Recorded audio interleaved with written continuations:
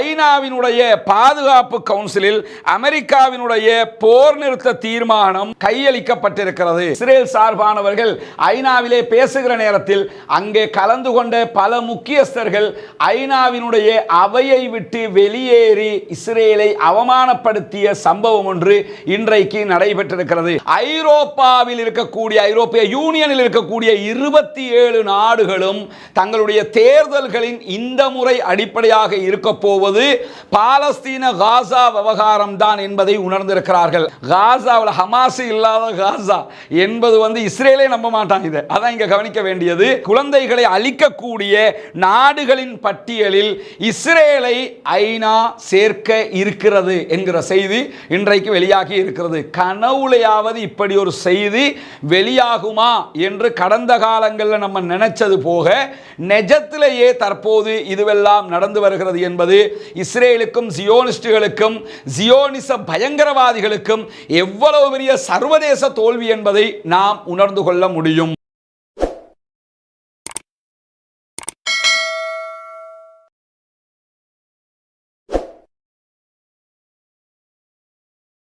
அஸ்ஸலாமு அலைக்கும் வரஹ்மத்துல்லாஹி வபரகாத். பேரன்பிற்கினிய சகோதர சகோதரிகளே, உங்கள் அனைவர் மீதும் ஏக இறைவனுடைய அமைதியும் கருணையும் உண்டாகட்டுமாக என்கிற உயரிய பிரார்த்தனைகளோடு 245வது நாளை கடந்திருக்கிற காசாவினுடைய நிலைமைகள் என்ன என்பது தொடர்பான செய்திகளைத்தான் இன்றைய தினமும் நாம் பார்க்க இருக்கிறோம். நமக்கெல்லாம் தெரியும், இந்த யுத்தம் ஆரம்பிக்கப்பட்ட நேரத்திலிருந்து இஸ்ரேலுக்கு பக்கபலமாக இருக்கக்கூடிய மிக முக்கியமான நாடுகளில் ஒன்றாக இருப்பது ஜெர்மன் ஏன் இஸ்ரேலுக்கு இவ்வளவு தூரம் பக்கபலமாக இருக்கிறது என்பதற்கான ஒரு பின்னணியும் இருக்கிறது. என்றைக்கு நாஜிக்கள் ஹிட்லருடைய தலைமையிலே யூதர்களை கொன்ற அந்த வரலாறு நடைபெற்றதோ, நாஜிக்களுக்கும் யூதர்களுக்கும் இடையிலான அந்த தாக்குதல்கள் இடம்பெற்றதோ, இரண்டாம் உலக மகா யுத்தத்திற்கு பிறகு ஜெர்மன் தோல்வியுற்று அடங்கி ஒடுங்கி போனதற்கு பிறகு அவர்களை மொத்தமாக அடக்குகிற காரியத்தை மேற்குலகம் லாவகமாக செய்துவிட்டது. எனவே ஜெர்மனே நினைத்தாலும் உடனடியாக இஸ்ரேலை பகைத்து கொள்ளுகிற நிலைமைகளுக்கு அவர்கள் செல்ல முடியாது என்கிற காரணத்தினால் ஒட்டுமொத்தமாக பல கட்டங்களில் இஸ்ரேலை அவர்கள் ஆதரித்து வருகிறார்கள். இரண்டாவது காரணம், இஸ்ரேலுக்கு ஆயுத விற்பனை செய்யக்கூடிய நாடுகளில் மிக முக்கியமான ஒரு நாடாக ஜெர்மனும் இருக்கிறது. இந்த பல நாடுகள் இஸ்ரேலை பகைக்காம இருக்கிறதுக்கான காரணங்கள்ல ஒன்றே அதுதான். ஏன்னா இஸ்ரேல் காசா என்கிற ஒரு யுத்தம் நடைபெற்றால் தான் அவர்களுக்கு ஆயுத விற்பனை செய்ய முடியும். உலகத்தில் இருக்கக்கூடிய பல நாடுகள் சமாதானம் பேசுறது, சண்டை இல்லாமல் இருக்கணும்னு பேசுறாங்கல்ல, இவங்க அத்தனை பேருடைய தொழில் என்ன, ஏற்றுமதி என்னன்னு பார்த்தீங்கன்னா அவன்தான் இரண்டு தரப்புக்கும் ஆயுதம் விற்கக்கூடியவனாக இருப்பான். இந்த மாதிரியான நாடுகளுடைய அடிப்படை மூலாதாரமாகவே இதுதான் இருக்கிறது. அந்த அடிப்படையிலும் ஜெர்மன் இஸ்ரேலை பகைத்துக் கொள்ள விரும்பாமல் இருந்து வந்த நிலையில் பல தடவைகள், கிட்டத்தட்ட 4 தடவைகள் ஜெர்மனிலே பாலஸ்தீனத்திற்கு தனிநாடு அங்கீகாரம் கொடுக்கப்பட வேண்டும் என்கிற கோரிக்கைகளோடு அவர்களுடைய பாராளுமன்றத்தில் தீர்மானம் கொண்டு வரப்பட்ட நேரத்தில் எல்லாம் அந்த தீர்மானத்தை வெற்றி பெற விடாமல் தடுத்து கொண்டிருப்பது ஆளும் கட்சியாக இருக்கிறது. காரணம், இஸ்ரேலை அவர்கள் பகைத்துக் கொள்ளக்கூடாது என்று நினைக்கிறார்கள். ஆனால் இன்றைக்கு ஜெர்மனுக்குள் எடுக்கப்பட்டிருக்கக்கூடிய மக்களுடைய கருத்துக்கள் என்ன என்கிற விவகாரம் வெளியே வந்திருக்கிறது. ஜெர்மனிலே எடுக்கப்பட்ட கருத்து கணிப்பில் சுமார் 40% ஜெர்மனை சேர்ந்த மக்கள் பாலஸ்தீனத்தை ஜெர்மன் தனிநாடாக அங்கீகரிக்க வேண்டும் என்று வலியுறுத்தி இருக்கிறார்கள். இதே நேரத்தில் 27% மாத்திரம் அதற்கு எதிர்ப்பு தெரிவித்திருக்கிறார்கள் என்கிற ஒரு செய்தியும் வெளியாகி இருக்கிற அதே நேரம் 33% பேர் எதை செய்ய வேண்டும் என்று கருத்து சொல்ல விரும்பவில்லை என்று சொல்லி இருக்கிறார்கள். எனவே எதிர்ப்பாக இருக்கக்கூடியவர்கள் வெறும் 27%, 40% ஜெர்மன் மக்கள் பாலஸ்தீனத்தை தனிநாடாக அங்கீகரிக்க வேண்டும் என்கிற கருத்தை தான் சொல்லி இருக்கிறார்கள் என்கிற செய்திகளும் இன்றைக்கு வெளியாகி இருக்கிற அதே நேரம் 51% ஜெர்மனை சேர்ந்த மக்கள் இஸ்ரேல் மீதான பொருளாதார தடைகளை ஐரோப்பிய யூனியன் கொண்டு வர வேண்டும் என்றும் கருத்து வெளியிட்டிருக்கிறார்கள். எனவே ஐரோப்பிய யூனியனே இஸ்ரேல் மீது பொருளாதார தடை விதிக்கப்பட வேண்டும் என்கிற கோரிக்கையை ஜெர்மன் மக்கள் வலியுறுத்தி இருப்பதும் பாலஸ்தீனம் மீதான சர்வதேச அங்கீகாரத்தின் ஒரு அங்கமாக பார்க்கப்படுவதை நாம் உணர முடியும். இந்த மாதிரி சர்வதேச மட்டத்திலேயே ஒவ்வொரு நாடுகளும் பாலஸ்தீனத்திற்கான அங்கீகாரத்தை வலியுறுத்தி கொண்டிருக்கக்கூடிய செய்திகளும் இன்றைக்கு வெளியே வந்திருக்கக்கூடிய நேரத்தில் இன்றைய தினம் ஐநாவினுடைய பாதுகாப்பு கவுன்சிலில் அமெரிக்காவினுடைய போர் நிறுத்த தீர்மானம் கையளிக்கப்பட்டிருக்கிறது. அமெரிக்கா சொல்லுகிற போர் நிறுத்த தீர்மானத்தை யுஎன் பாதுகாப்பு கவுன்சிலில் கொடுத்திருக்கிறாங்க. ஆனால் இதுவரைக்கும் ஹமாஸ் அது தொடர்பான வெளிப்படையான தங்களுடைய நிலைப்பாட்டை அறிவிக்கவில்லை. இதே நேரம் அல் குதுஸ் பிரிகேடினுடைய ஜிஹாத் அல் இஸ்லாமியா அமைப்பினுடைய பொதுச் செயலாளரும் இன்றைக்கு நாங்கள் அதை பற்றி பார்த்து கொண்டிருக்கிறோம். எது எப்படி போனாலும் நிரந்தர யுத்த நிறுத்தம் இஸ்ரேல் காசாவை விட்டு வெளியேற வேண்டும் என்கிற நிபந்தனைகள் அதில் இல்லாவிட்டால் அதை ஏற்றுக்கொள்ளவே மாட்டோம் என்றும் தெளிவாக சொல்லி இருக்கிறார்கள். ஆனால் நம்ம ஏற்கனவே சொல்லி இருக்கிறோம், இந்த அமெரிக்கா வெளியிட்டிருக்கக்கூடிய யுத்த நிறுத்தம் என்பது ஒரு மூடலாக இருக்கிறது என்பதை ஹமாஸ் ஆல்ரெடி அறிவிச்சிருக்கிறாங்க. அவர்கள் அதை படித்துவிட்டு அதற்கு என்ன சொல்ல போகிறார்கள் என்பது மிக முக்கியமானது. ஹமாஸினுடைய அறிக்கை வருவதற்கு முன்பதாகவே ஐநாவினுடைய பாதுகாப்பு கவுன்சில் அதை ஒப்படைச்சு பாஸ் பண்ணி ஹமாஸ் தான் பின்னடிக்கிறார்கள் என்கிற ஒரு எண்ணத்தை உண்டாக்குவதற்கும் அமெரிக்கா திட்டமிடுகிறது என்கிற செய்திகளும் இன்றைக்கு வெளியாகி இருக்கிறது. இதே நேரத்தில் இன்றைக்கு ஒரு முக்கியமான சம்பவம் ஐநாவிலே நடைபெற்றது. இன்றைக்கு ஐநாவுக்குள் இஸ்ரேல் தொடர்பான பேச்சுக்கள் நடைபெறும் போது இஸ்ரேல் சார்பானவர்கள் ஐநாவிலே பேசுகிற நேரத்தில் அங்கே கலந்து கொண்ட பல முக்கியஸ்தர்கள் ஐநாவினுடைய அவையை விட்டு வெளியேறி இஸ்ரேலை அவமானப்படுத்திய சம்பவம் ஒன்று இன்றைக்கு நடைபெற்றிருக்கிறது. அதனுடைய வீடியோ காட்சிகளும் இன்றைக்கு வெளியாகி இருப்பதை நாம் அவதானிக்க முடியும். இதே நேரத்தில் இன்றைக்கு வெளியாகி இருக்கக்கூடிய இன்னும் ஒரு முக்கியமான செய்திதான், ஐரோப்பாவில் இருக்கக்கூடிய ஐரோப்பிய யூனியனில் இருக்கக்கூடிய 27 நாடுகளும் தங்களுடைய தேர்தல்களின் இந்த முறை அடிப்படையாக இருக்க போவது பாலஸ்தீன காசா விவகாரம் தான் என்பதை உணர்ந்திருக்கிறார்கள். அதனால தான் ஸ்பெயினாக இருந்தாலும் பல நாடுகளாக இருந்தாலும் ஐரோப்பிய யூனியனில் இருக்கக்கூடிய நாடுகள் பாலஸ்தீனத்தை அங்கீகரிக்கிற நிலைக்கு ஏன் வர்றாங்கன்னு சொன்னா, இந்த தேர்தல் அவர்களுக்கு வரக்கூடிய தேர்தல்கள் அனைத்தும் சர்வதேச மட்டத்தில் பாலஸ்தீனத்தை அடிப்படையாக கொண்டதாக வரப்போகிறது. தேர்தலில் ஜெயிக்க வேண்டும் என்றால் பாலஸ்தீன பக்கம் நிற்க வேண்டும் என்பதுதான் அவர்களுக்கு இருக்கக்கூடிய ஒரே ஒரு சாய்ஸாகவும் இருக்கிறது என்கிற செய்திகளும் இன்றைக்கு வெளியாகி இருக்கிற அதே நேரம் இன்றைக்கும் பல இடங்களில் இஸ்ரேல் தாக்குதல்களை நடத்தி வருகிறது. நமக்கு தெரியும், காசா சிட்டி, நார்த் காசா, காசா சிட்டி, தைர் அல் பலா, கான் யூனிஸ், ரஃபா ஆகிய மிக முக்கியமான பகுதிகள் இந்த இடத்திலே இருக்கிறது. இந்த பகுதிகளுக்குள் இன்றைக்கு பல தாக்குதல்களை அவர்கள் நடத்தியிருக்கிறார்கள். குறிப்பாக இன்றைய தினம் இஸ்ரேல் நடத்திய தாக்குதல்களில் 50க்கு மேற்பட்ட பாலஸ்தீன அப்பாவிகள் கொல்லப்பட்டிருக்கிறார்கள், ஷஹீதாகி இருக்கிறார்கள் என்கிற செய்திகள் இன்றைக்கு வெளியாகி இருக்கிறது. எந்தெந்த பகுதியில் அவர்கள் தாக்குதல்களை நடத்தி இருக்கிறார்கள் என்கிற செய்திகளும் வெளியாகி இருக்கிறது. ஷாதி அகதிகள் முகாம் பகுதிகளில் அவர்கள் தாக்குதல் நடத்தி இருக்கிறார்கள்.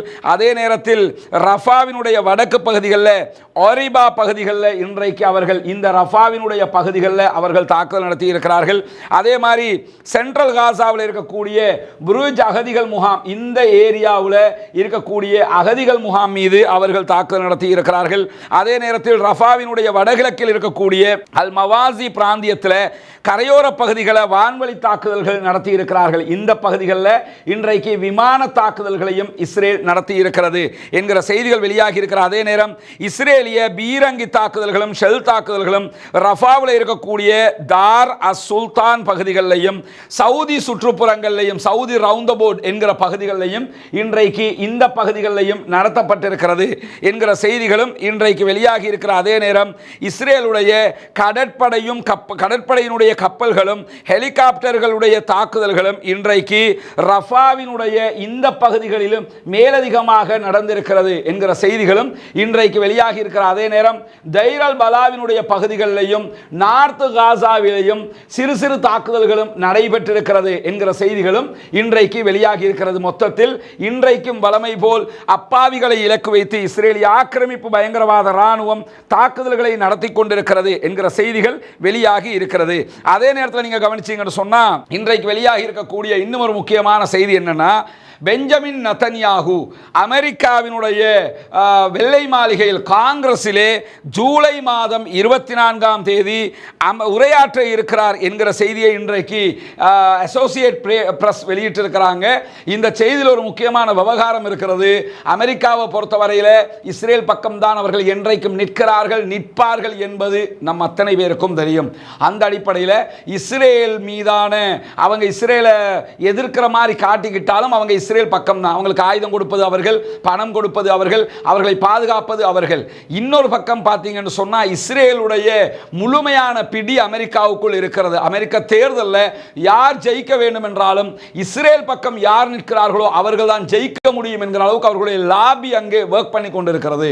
அந்த அடிப்படையில் தான் அவர்கள் தற்போது இப்பொழுது இருக்கக்கூடிய அதிபர் ஜோ பைடனுடைய தலைமையில் இஸ்ரேல் பிரதமரை அமெரிக்காவுக்கு அழைத்து அங்கே பேச வைத்து அதனூடாக இஸ்ரேல் எங்களோடு தான் இருக்கிறது, நாங்கள் இஸ்ரேலோடு தான் இருக்கிறோம் என்கிற ஒரு மாயையும் உருவாக்கி கொள்ள நினைக்கிறார்கள்.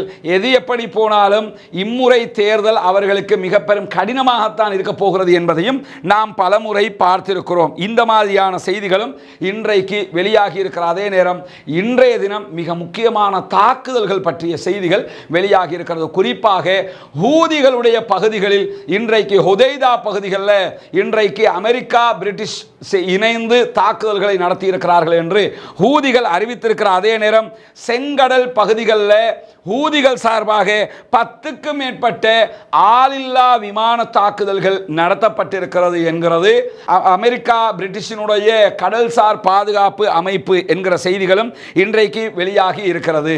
இங்க நம்ம பார்க்க முடியும், இஸ்ரேலுக்கு எதிராக இஸ்ரேலுடைய போர்ட்டை நோக்கி, இஸ்ரேலுடைய துறைமுகத்தை நோக்கி ஹூதிகள் சார்பாக ஏவப்பட்ட ஏவுகணையினுடைய காட்சிகளை தான் நீங்க இங்க பார்க்குறீங்க.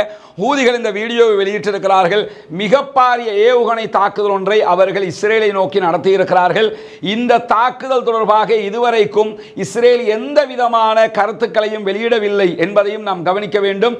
இதனால் ஏற்பட்ட சேதங்கள் என்ன, என்ன விதமான பாதிப்புகள் ஏற்பட்டிருக்கிறது என்பதையெல்லாம் இஸ்ரேல் இதுவரைக்கும் அறிவிக்கவில்லை. இங்க நீங்க பார்க்கலாம், ஒரு பாரிய ஏவுகணை தாக்குதல்களை திடீரென்று இஸ்ரேலுடைய போர்ட், இஸ்ரேலுடைய துறைமுகத்தை நோக்கியே ஹூதிகள் நடத்தி இருக்கிறார்கள். அதனுடைய வீடியோக்களையும் அபிஷியலாக அவர்களே வெளியிட்டிருக்கிறார்கள் என்பதையும் நாம் இங்கே கவனிக்க கடமைப்பட்டிருக்கிறோம்.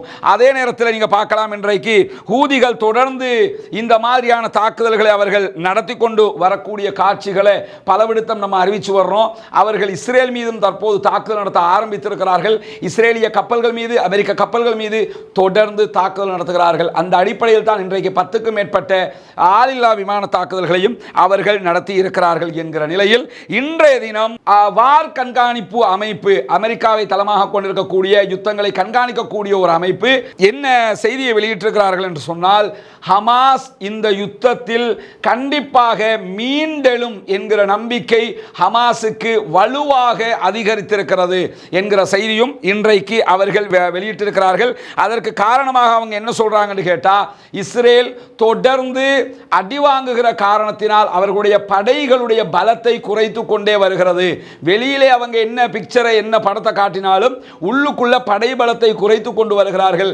அதுவெல்லாம் ஹமாஸுக்கு மேலதிக நம்பிக்கையை கொடுத்து கொண்டிருக்கிறது என்கிற செய்திகளையும் இன்றைக்கு வெளியிட்டிருக்கிறார். அதே நேரம் இன்னைக்கு நிறைய சகோதரர்கள் இந்த பரபரப்பு என்ற பெயரில் பரபரப்புக்காகவே பொய் சொல்ற ஒரு சேனல் இருக்கு, அதனுடைய ஒரு வீடியோவை நிறைய சகோதரர்கள் அனுப்பியிருந்தீங்க.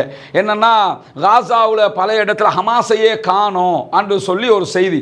அந்த செய்தி அவர்கள் திரிவுபடுத்தி என்ன பண்றாங்கன்னா, ரசனையாக கொடுக்கிறதுக்காக பொய்யை கலந்து கொடுத்து கொண்டிருக்கிறார்கள். காசாவில் ஹமாஸ் இல்லாத காசா என்பது இஸ்ரேலே நம்ப மாட்டாங்க. இதை அதான் இங்க கவனிக்க வேண்டியது. செய்தி அது கிடையாது. என்ன செய்தி என்று சொன்னால், ஹமாஸை பொறுத்தவரையில் கடந்த கால சண்டைகளில் இருந்து தற்போது வேறுபட்டு தாக்குதல் நடத்துகிறார்கள் என்கிற செய்திகளை அங்கிருக்கக்கூடிய அல் ஜசீராவே தொடர்ந்து வெளியிட்டு வருகிறது. அதில் அவங்க என்ன சொல்றாங்கன்னா, ஹிட் ரன் என்கிற வகையில் தாக்குதல் நடத்திவிட்டு ஓடி ஒளிவது என்கிற வகையில் ஒரு தாக்குதல் சிஸ்டத்தை அவர்கள் நடத்தி கொண்டிருக்கிறார்கள். இது புதுசு கூட சொல்ல முடியுமாங்கிற ஒரு கேள்வி இருக்குது. ஏன்னு கேட்டா, ஆல்ரெடி ஹமாஸ் அதைத்தான் செய்து கொண்டிருக்கிறார்கள். திடீர்னு பங்கர் கால வெளியே வருவாங்க, தாக்குதல் நடத்துவாங்க, உள்ள போய்க்குவாங்க, தேடி போய் பார்த்தா ஆக்களை காணோம். இந்த விதமான தாக்குதல் நடக்கிறது. அதைத்தான் இவன் என்ன செய்யறான்னா, ஹமாஸையே காணோம், ஹமாஸை வெளியிலேயே சுத்திக்கிட்டு திரிகிறான். ஹமாஸை காணம்ங்கிறது ஆரம்பத்திலிருந்து காணும் தான். கண்ணுக்கு முன்னாடி இப்படி பார்க்கறதுக்கு ஹமாஸ் இருக்கிறாங்க, அவன் தான் மங்கரகியில் இருக்கிறானே. எனவே அந்த செய்தி மேலதிகமாக ரசனையூட்டி தங்கள் விரும்புகிற தாங்களுடைய அன்புக்குரிய இஸ்ரேலியர்களுக்கு சியோனிஸ்டுகளுக்கு கூஜா தூக்குவதற்காக வேண்டியே போடப்பட்டிருக்கக்கூடிய ஒரு செய்தியை தவிர ஹமாஸ் அங்கே எந்த அளவுக்கு போராடி கொண்டிருக்கிறது என்கிற செய்திகள் இன்றைக்கு வெளியாகி இருக்கிறது. அதை பின்னாடி பார்க்க முன்னாடி ஒரு விஷயத்தை நாம் தெரிந்து கொள்ள வேண்டும். ஒரு மிக முக்கியமான ஒரு சம்பவம் தற்போது நடந்திருக்கிறது. அது என்ன சம்பவம் என்று சொன்னால், எடியோத் அஹ்ரோனோத் உள்ளிட்ட இஸ்ரேலுடைய பிரபலமான பத்திரிகைகள், ஹாரெட்ஸ் உள்ளிட்ட பத்திரிகைகள், தி இஸ்ரேலி டைம்ஸ் உள்ளிட்ட பத்திரிகைகள், அதே நேரத்தில் Al Jazeera, Wafa news agency என்று எல்லா செய்தி சேவைகளும் இன்றைக்கு வெளியிட்டிருக்கக்கூடிய ஒரு முக்கியமான செய்தி. இன்றைக்கு ஐநாவினுடைய பொதுச் செயலாளர் ஆண்டோனியோ குட்ரஸ் ஒரு முக்கியமான செய்தியை விடுத்திருக்கிறார். அது என்ன செய்தி என்று சொன்னால், குழந்தைகளை அழிக்கக்கூடிய நாடுகளின் பட்டியலில் இஸ்ரேலை ஐநா சேர்க்க இருக்கிறது என்கிற செய்தி இன்றைக்கு வெளியாகி இருக்கிறது. கனவுலையாவது இப்படி ஒரு செய்தி வெளியாகுமா என்று கடந்த காலங்களில் நம்ம நினைச்சது போக நிஜத்திலேயே தற்போது இதுவெல்லாம் நடந்து வருகிறது என்பது இஸ்ரேலுக்கும் சியோனிஸ்டுகளுக்கும் சியோனிச பயங்கரவாதிகளுக்கும் எவ்வளவு பெரிய சர்வதேச தோல்வி என்பதை நாம் உணர்ந்து கொள்ள முடியும். குறிப்பாக எடியோத் அஹ்ரோனோத் வெளியிட்டிருக்கக்கூடிய இன்றைய செய்தியில ஐநாவினுடைய பொதுச் செயலாளர் இந்த செய்தியை சொல்லி இருக்கிறார் என்பதை தாண்டி இதிலே அவர்கள் நெக்ஸ்ட் வீக்ல இதை அறிவிக்க இருக்கிறாங்க. நெக்ஸ்ட் வீக்ல அறிவிக்கும் போது இஸ்ரேலுடைய அறிக்கையில் இஸ்ரேலுடைய பெயர் வெளிப்படையாக வருகிறதோ இல்லையோ, ஆனால் இஸ்ரேலிய பாதுகாப்பு படைகள் இதற்கு பொறுப்பு என்கிற வார்த்தை வரும் என்பதிலே மாற்று கருத்தில்லை என்கிற செய்திகளும் இன்றைக்கு வெளியாகி இருக்கிறது. குறிப்பாக இதற்கு முன்பதாக, அதாவது குழந்தைகளை கொல்லுகிற பட்டியலில் இருக்கக்கூடியவங்க யாருன்னு சொன்னா ஐஎஸ்ஐஎஸ் பயங்கரவாதிகள் இருக்கிறார்கள். ஐஎஸ்ஐஎஸ் தீவிரவாதிகள் இருக்கிறாங்களா இல்லையா? அந்த தீவிரவாத கும்பல் அந்த பட்டியலில் இருக்கிறது. அதே நேரத்தில் அல் காயிதா அந்த பட்டியலிலே இருக்கிறது. அதே நேரத்தில் போகோ ஹராம் என்கிற தீவிரவாத அமைப்பு அந்த பட்டியலிலே இருக்கிறது.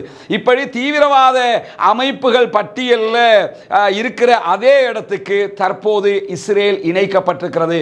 சரியான ஆள் சரியான இடத்திற்கு போய் சேர்ந்திருக்கிறான் என்பதை புரிந்து கொள்ள வேண்டும். இந்த ஐஎஸ்ஐஎஸ் ஆக இருந்தாலும் சரி, போகோ ஹராமா இருந்தாலும் சரி, மற்ற தீவிரவாத அமைப்புகளாக இருந்தாலும் சரி, எல்லாவற்றுக்கும் பின்னணியாக இருக்கக்கூடியது இவர்கள் தான், ஜியோனிஸ்டுகள் தான் என்பதிலே யாருக்கும் எந்தவித சந்தேகமும் இல்லை. ஆனா அதை யாருமே பெருசா பேச மாட்டாங்க. அந்த பட்டியலில், அதே தீவிரவாத பட்டியலில் இந்த இஸ்ரேலிய பயங்கரவாத நாடும் இணைக்கப்பட போகிறது. குறிப்பாக ஐநாவே களமிறங்கி சம்பவம் பண்ண போகிறது என்கிற செய்திகள் இன்றைக்கு உறுதியாக வெளியிடப்பட்டிருக்கிறது என்பதையும் நாம் புரிந்து கொள்ளுகிற அதே நேரம் என்னவெல்லாம் நடக்கிறது காசாவுக்குள், என்ன விதமான தாக்குதல்கள் நடக்கிறது காசாவுக்குள் என்கிற செய்திகள் வெளியாகி இருக்கிறது. குறிப்பாக நீங்க பார்த்தீங்கன்னா கஸ்ஸாம் பிரிகேட் என்னவெல்லாம் செய்திருக்கிறார்கள் என்பதை பொறுத்தவரையில் இஸ்ரேலுக்கும் எகிப்துக்கும் இடையிலான ரஃபா பார்டர்ல இருக்கக்கூடிய ரஃபா கேட் மீது இன்றைக்கு சரமாரி அட்டாக் பண்ணி இருக்கிறது கஸ்ஸாம் பிரிகேட். இதே நேரத்தில் அந்த அட்டாக்ல ரஃபா பகுதிகளில் 5 இஸ்ரேலிய ஆக்கிரமிப்பு பயங்கரவாத ராணுவத்தை சேர்ந்தவர்கள் கொல்லப்பட்டிருக்கிறார்கள். இன்னைக்கு பல இடங்களில் இந்த 5 நம்பர்ல பல பேர் கொல்லப்பட்டிருக்கிறாங்க, நேற்றும் கொல்லப்பட்டிருக்கிறாங்க. இந்த 5ல ஏதாவது சிஸ்டம் இருக்குதான்னு தெரியல, ஏதாவது சின்ன பிரிகேட் ஏதாவது இருக்கிறாங்களான்னு எனக்கு தெரியல. ஆனால் 5 பேராக பல இடத்துல கொல்லப்பட்டிருக்கிறாங்க. அல்லது 5 பேரா அவன் பிரிச்சு அனுப்புறானாங்கிறது தெரியல. அப்படி ரஃபாவுக்கு மேற்கில் சுரங்கப்பாதை வாயில் ஒன்றில் வைத்து நடத்தப்பட்ட தாக்குதல்களில் அங்கும் 5 இஸ்ரேலிய ஆக்கிரமிப்பு பயங்கரவாத ராணுவத்தை சேர்ந்தவர்கள் கொல்லப்பட்டிருக்கிறார்கள். அதே மாதிரி தால் ஜுரூஃப் என்கிற பகுதிகளில் நடத்தப்பட்டிருக்கக்கூடிய தாக்குதல்களில் அங்கும் இஸ்ரேலிய ஆக்கிரமிப்பு பயங்கரவாத ராணுவத்தை சேர்ந்த 5 பேர் கொல்லப்பட்டிருக்கிறார்கள் என்கிற செய்திகள் வெளியாகி இருக்கிற அதே நேரம் காசாவினுடைய சென்ட்ரல் காசா பகுதியில் இருக்கக்கூடிய புரூஜ் முகாம்ல கிழக்கு பகுதிகளில் ஊடுருவிக்கொண்ட இஸ்ரேலிய பயங்கரவாத ராணுவத்தின் மீது கனரக மோட்டார் தாக்குதல்கள் இன்றைக்கு நடத்தப்பட்டிருக்கிறது. அதே மாதிரி தைரல் பலா நகருக்கு கிழக்கே இருக்கக்கூடிய பகுதிகளில் யாசின் 105 மூலமாக ஜியோனிச ராணுவத்தினுடைய மெர்காவா டேங்குகள் 9 டேங்குகள் மொத்தமாக இன்றைக்கு அளிக்கப்பட்டிருக்கிறது என்கிற செய்திகளும் வெளியாகி இருக்கிறது. ஒரு படை மீதே தாக்குதல் நடத்தி இருக்கிறார்கள். 5 பேராக 3 இடத்தில் கொல்லப்பட்ட கொல்லப்பட்டிருக்கிறார்கள். அதிலே 15 பேர். இங்கே 9 மெர்காவா ராணுவ டேங்குகள் என்று சொன்னால் குறைந்தது 5 பேர் என்று வைத்தால் கூட 45 பேர் அங்கே இருக்கிறார்கள். மொத்தம் 60 பேர் இதுவரைக்கும் தனியாக இப்படி கொல்லப்பட்டிருக்கிற அதே நேரம் ஒரு படை அணி மீதே தனியான தாக்குதல் நடத்தப்பட்டிருக்கிறது. அதே நேரத்தில் கஸ்ஸாம் பிரிகேட் வெளியிட்டிருக்கக்கூடிய இன்னொரு முக்கியமான செய்தியில் என்ன சொல்றாங்கன்னு சொன்னா, தெற்கு ரஃபா பகுதிகளில் நடத்தப்பட்ட தாக்குதல்களில் இஸ்ரேலிய ஆக்கிரமிப்பு பயங்கரவாத ராணுவத்தினுடைய ரஃபாவிலே தற்காலிகமாக அமைக்கப்பட்டிருக்கிற ராணுவ தலைமையகம் மீதும் சரமாரியான தாக்குதல்கள் நடத்தப்பட்டிருக்கிறது. அதே போல தைரல் பலாவில் இருக்கக்கூடிய கிழக்கு பகுதிகளில் கடுமையான மோதல் தற்போதும் நடைபெற்று வருகிறது. ஜெனின் முகாமில் படையெடுத்துக் கொண்டிருக்கக்கூடிய இஸ்ரேலிய ஆக்கிரமிப்பு பயங்கரவாத ராணுவத்தின் வாகனங்களின் மீது கடுமையான தாக்குதல்களை நடத்தி இருக்கிறோம், உயிரிழப்புகளை ஏற்படுத்தி இருக்கிறோம் என்கிறார்கள். எத்தனை பேர் கொல்லப்பட்டிருக்கிறார்கள் என்கிற செய்திகள் இன்றைக்கு வெளியாகவில்லை.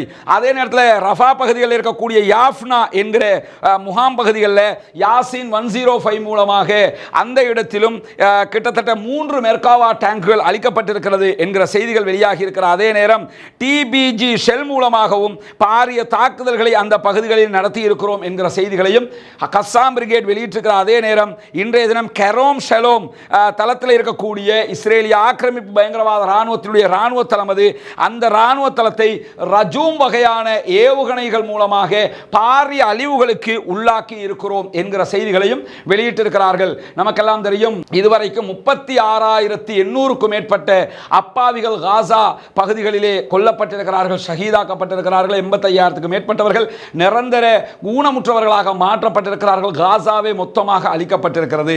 36,000 அப்பாவிகள் அங்கே கொல்லப்பட்டிருக்கிற அதே நேரம் அதற்கு சரிசமனான இஸ்ரேலிய ஆக்கிரமிப்பு பயங்கரவாத ராணுவத்தைச் சேர்ந்தவர்களும் கொல்லப்பட்டிருக்கிறார்கள் என்பதையும் நாம் புரிந்து கொள்ள வேண்டும். இந்த பக்கம் கஸ்ஸாம் பிரிகேடு நடத்துகிற தாக்குதல்களை நம்ம நிறைய ஒவ்வொரு நாளும் சொல்லிக் கொண்டிருக்கிறோம். நம்மள மாதிரி சொல்லக்கூடிய இன்னும் சில சகோதரர்களும் இருக்கிறார்கள். அதை சில பேர் பார்த்துக்கிட்டு எப்பயுமே இவங்க அடிக்கிறாங்கன்னு சொல்றீங்க, அங்க கொல்லப்படுறது இவ்வளவு பேர் இருக்கிறாங்களே, அதை நீங்க சொல்லலையே என்றெல்லாம் கடந்த காலங்களில் சொல்லியும் இருந்தாங்க. கடந்த காலங்களிலையும் நம்ம தொடர்ந்து எத்தனை பேர் கொல்லப்படுகிறார்கள் என்கிற செய்திகளையும் இப்படி சொல்லிக் கொண்டுதான் வருகிறோம். அதில் ஒன்று கவனிச்சுக்கிறங்க, அங்கே என்ன அநியாயம் நடக்கிறது என்பதை எல்லா மீடியாவும் சொல்லிக்கிட்டு தான் இருக்கிறான். ஜசீராவை திறந்தாலும் சரி, ஆங்கிலம் அரபி எதை நீங்கள் போய் பார்த்தாலும் ஃபேஸ்புக்கில் யூடியூப்பில் அங்கே இஸ்ரேல் செய்யக்கூடிய அநியாயங்கள் பல ஊடகங்களில் வந்துகிட்டு இருக்குது. பல பேரும் அதை அங்கே போய் பார்த்துக்கலாம். ஹமாஸும் அங்கே இருக்க சுதந்திர போராளிகளும் என்ன அங்கே செஞ்சுக்கிட்டு இருக்கிறாங்கிறத மறைச்சிக்கிட்டு இருக்கிறான். அதை வெளியே கொண்டு வர்றது, அங்கே இருக்கக்கூடிய சுதந்திர போராளிகள், பாலஸ்தீனத்திலே பாலஸ்தீன விடுதலைக்கான போராளிகள் செய்கிற காரியங்களை வெளியே கொண்டு வருவதுதான் முக்கியமான நம்முடைய நோக்கம் என்பதையும் புரிந்து கொள்ளுங்கள். அதே நேரத்தில் அல் குதுஸ் பிரிகேட் இன்றைக்கு வெளியிட்டிருக்கக்கூடிய அறிக்கையில் கஸ்ஸாம் பிரிகேடும் நாங்களும் இணைந்து இன்றைக்கு ரஃபா பகுதிகளில் இருக்கக்கூடிய யாஃப்னா முகாம் பகுதிகளில் ஜியோனிச எதிரி படை மீது டிஜிபி செல் மூலமாக பாரிய தாக்குதல்களை நடத்தி இருக்கிறோம். ஒரு கட்டிடத்திற்குள் ஒளிந்து கொண்டிருந்தவர்கள் மீது நாங்கள் நடத்திய தாக்குதல்களில் பல பேர் கொல்லப்பட்டிருக்கிறார்கள். ஆனால் எத்தனை பேர் என்கிற விவரத்தை அவங்க சொல்லல. பல பேர் கொல்லப்பட்டிருக்கிறார்கள் என்று அறிவித்திருக்கிறார்கள். பத்ர் 1 என்கிற ஏவுகணை மூலமாக, ராக்கெட்டுகள் மூலமாக சென்ட்ரல் காசா பகுதிகளில் ஊடுருவி கொண்டிருந்த இஸ்ரேலிய ஆக்கிரமிப்பு பயங்கரவாத ராணுவத்தின் மீது சரமாரியான தாக்குதல்களை கஸ்ஸாம் பிரிகேட், அதாவது அல் குதுஸ் படையணி நடத்தி இருக்கிறார்கள் என்கிற செய்திகளோடு அப்து ஜாபர் மற்றும் அல் பிரஹிமா பகுதிகளில் உள்ளே நுழைந்து கொண்டிருந்த இஸ்ரேலிய ஆக்கிரமிப்பு பயங்கரவாத ராணுவத்தை நோக்கி கடுமையான குண்டு தாக்குதல்களை நடத்தி இருக்கிறோம் என்கிற செய்திகளையும் இன்றைக்கு அவர்கள் வெளியிட்டிருக்கிறார்கள் என்கிற நிலையில் இன்றைக்கு ஒரு முக்கியமான செய்தியும் வெளியாகி இருக்கிறது. அது என்ன முக்கியமான செய்தி என்று சொன்னால், ரஃபா பகுதிகளில் இருந்து இஸ்ரேலுடைய அசல்மா என்கிற பிரிகேட் படைப்பிரிவு மொத்தமாக வெளியேறி இருக்கிறது. அதில் நீங்க என்ன கவனிக்கணும்னு கேட்டா, 9 படைப்பிரிவுகள் உள்ளே வந்தது, 9 பிரிகேட்ஸ் உள்ள நுழைஞ்சாங்க. 9ல் இன்னைக்கு அவன் என்ன சொல்றான்னு கேட்டா, ஒரு பிரிகேட் வெளியே போகிறது, 5 பிரிகேட்ஸ் ரஃபாவிலே இருக்கிறது என்கிறார்கள். 5 பிரிகேட்ஸ் இருக்கிறது, ஒரு படைப்பிரிவு வெளியே போகிறது என்று சொன்னால் மொத்தம் எத்தனை பிரிகேட்ஸ்? 6 பிரிகேட்ஸ் என்று அர்த்தம். ஒருத்தர் வெளியே போயிட்டாங்க, மீதி 5 தான் இருக்கிறது. ஆனா உள்ள நுழையும் போது என்ன சொன்னாங்கன்னா, 9 பிரிகேட் உள்ளே வருவதாக சொன்னார்கள். அப்படி இருக்கும்போது மீதி 3 பிரிகேட்ஸ் எங்கே என்கிற ஒரு மிகப்பெரிய கேள்வி எழுகிறது. நம்ம ஆரம்பத்தில் என்று சொன்னோம். உள்ள போறாங்க, மரண படுகொலியை நோக்கி போகிறார்கள். அங்கே மரணங்கள் தான் அவர்களுக்கு காத்து கொண்டிருக்கிறது என்பதை ஹமாஸ் திட்ட தெளிவாக அறிவித்திருந்தார்கள். எனவே இஸ்ரேலிய ஆக்கிரமிப்பு பயங்கரவாத இராணுவத்தினுடைய 3 பிரிகேடுக்கு என்ன நடந்தது என்பதை இதுவரைக்கும் இஸ்ரேல் அறிவிக்கவில்லை. ஒரு படைப்பிரிவு வெளியே போயிடுச்சு, 5 இருக்குங்கிறான், மீதி 3 எங்க என்று சொன்னால் மீதி 3ஐ தேட வேண்டும் என்றால் கபரை தோண்டித்தான் பார்க்க வேண்டி வரும் என்கிற அளவுக்கு அங்கே அவர்களுக்கு அடி வீழ்ந்திருக்கிறது என்பது மட்டுமல்லாமல் இஸ்ரேலிய ஆக்கிரமிப்பு பயங்கரவாத இராணுவம் இன்றைக்கு இன்னொரு செய்தியை அறிவித்திருக்கிறார்கள். காசா பகுதிகளில் தரைவழி தாக்குதலின் போது கிட்டத்தட்ட 105 IOFகள் கொல்லப்பட்டிருக்கிறார்கள். இதிலே 20 பேர் நட்பு ரீதியான துப்பாக்கி சூட்டில், அதாவது ஃப்ரெண்ட்லி அட்டாக்ல கொல்லப்பட்டவர்கள். உலகத்திலேயே ஃப்ரெண்ட்லி கொண்டு கொள்ளுகிற ஒரே குரூப் இந்த கேனப்பயல்வு தான். 105 பேர் கொல்லப்பட்டிருக்கிறாங்க காசா பகுதியில். இப்ப அதுல 20 பேர் ஃப்ரெண்ட்லி அட்டாக். ஃப்ரெண்ட்லி அட்டாக்னா என்ன தெரியுமா? ஹமாஸ்னு நினைச்சுக்கிட்டு அவங்களே சுட்டுக்கிறது. அதுதான் ஃப்ரெண்ட்லி அட்டாக்னு சொல்லுவான். நட்பு ரீதியிலான தாக்குதல் அப்படின்னு மொழிபெயர்த்தீங்கன்னா அப்படித்தான் வரும்.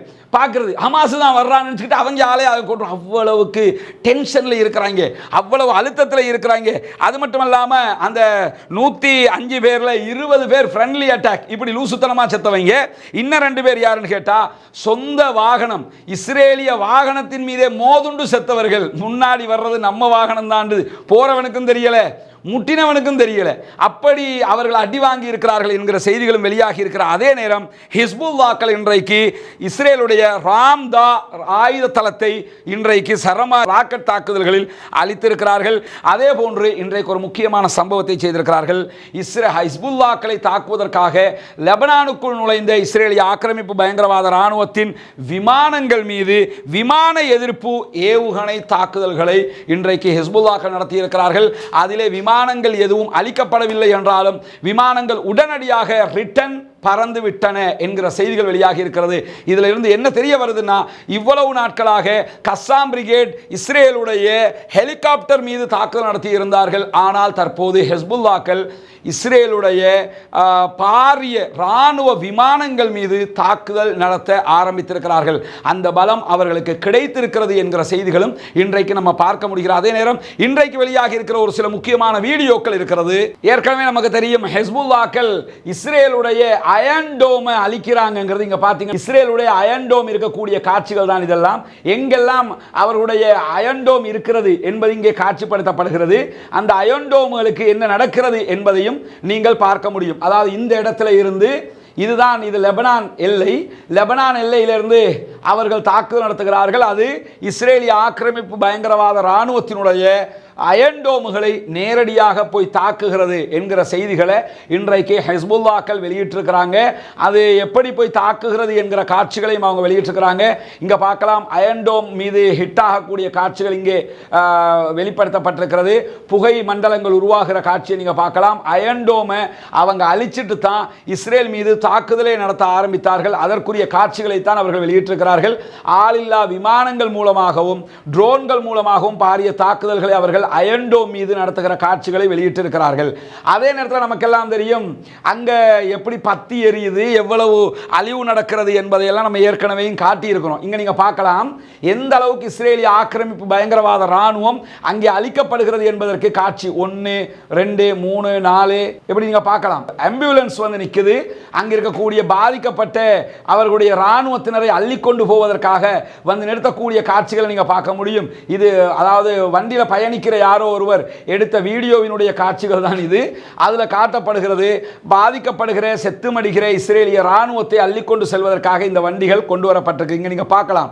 இந்த பகுதியை பார்த்துக்கிறங்க, இந்த பகுதியை பாருங்க. இந்த பகுதி ஏற்கனவே இருந்த இஸ்ரேலுடைய பகுதிகள். இந்த பகுதிகள் அங்கே ஹிஸ்புல்லாக்கள் தாக்குதல் நடத்தியதற்கு பிறகு உண்டான பகுதிகள், இந்த கோடால பிரிக்கப்படுகிற பகுதிகள். இதில் பார்த்தீங்கன்னா திட்ட தெளிவாக 2 பக்கமும் எப்படி இருக்கிறது, இஸ்ரேல் மீதான ஹிஸ்புல்லாக்களுடைய தாக்குதலுக்கு பிறகு என்ன நிலைமை என்பதை தான் அல் ஜசீரா மிக துல்லியமாக எடுத்து வெளியிட்டிருக்கிறார்கள். சேட்டலைட் வீடியோவை வெளியிட்டிருக்கிறாங்க.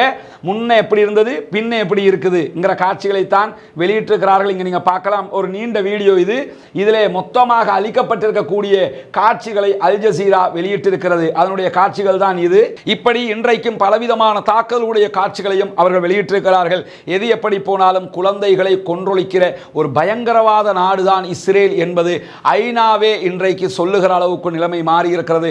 உங்களுடைய பிரார்த்தனைகள், உங்களுடைய துஆக்கள், உங்களுடைய அல்லாஹ்விடத்திலே கையேந்தி நாம் அத்தனை பேரும் கேட்கிற பிரார்த்தனைகள் தான் இது எல்லாவற்றுக்கும் அடிப்படையாக இருக்கிறது சகோதரர்களே, நண்பர்களே.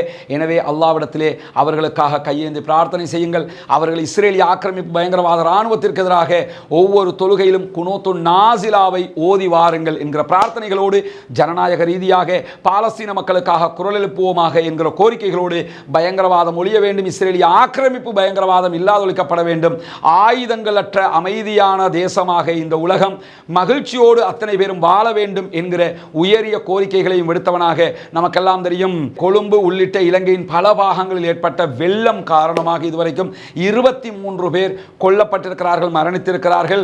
பல இடங்களில் வெள்ளம் ஏற்பட்ட காரணத்தினால பல அழிவுகளை பல இடங்களும் சந்தித்திருக்கின்றன. தற்போது வெள்ளம் பல பகுதிகள் தண்ணீர் வற்றி கொண்டு வருகிறது.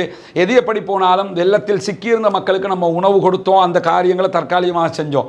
ஆனால் பல இடங்களில் இதுக்கு மேலே நெஞ்சி பகுதிக்கு மேற்பட்ட அளவுக்கு ஆழத்தில் வெள்ளத்தினால் பல பகுதிகள் பாதிக்கப்பட்டிருக்கிறது.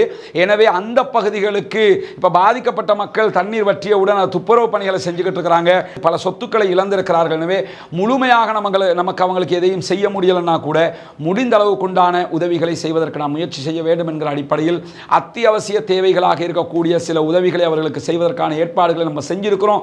எனவே பல மக்கள் அதற்கான உதவிகளையும் செய்து கொண்டிருக்கிறீர்கள். உங்களால் முடிந்த உதவிகளை அதற்காக வாரி வழங்குங்கள். அந்த மக்களுக்கு அதை உரிய முறையில் கொண்டு போய் சேர்ப்பதற்கான ஏற்பாடுகளை நாம் செய்து கொண்டிருக்கிற அதே நேரம் ஹஜ் பெருநாளுடைய பிறை இன்றைக்கு துல்ஹஜ்ஜுடைய தலைப்பிறை தென்பட்டிருக்கிறது.